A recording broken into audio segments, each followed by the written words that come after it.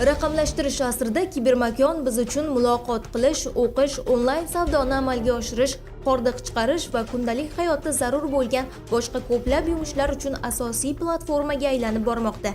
Bizning zamonaviy hayotimizni esa ijtimoiy tarmoqlarsiz tasavvur qilib bo'lmaydi. Biroq tan olish kerakki, kibermakon nafaqat biz, balki firibgarlar uchun ham o'z jinoiy faoliyatini amalga oshirish uchun qulay maskanga aylandi.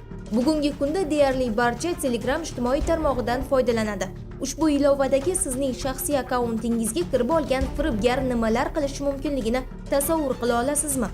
Sizning shaxsiy surat va yozishmalaringizdan foydalanib tovlamachilik qilish, sizning nomingizdan yolg'on axborot tarqatish va shular kabilardir. Buning oldini olish uchun esa shaxsiy akkauntingizga begona shaxslar ulanib olgan yoki olmaganini doimo tekshirib turing. Buning uchun Telegram ilovasiga kirgach, chap tarafdagi yuqori qismda joylashgan 3 ta chiziq shaklidagi menyu bo'limiga kiriladi. Shundan so'ng ushbu bo'limdan sozlamalar bo'limiga, undan so'ng esa maxfiylik va xavfsizlik bo'limiga o'tiladi. Keyingi kirilish kerak bo'lgan bo'lim esa qurilmalar deb nomlangan.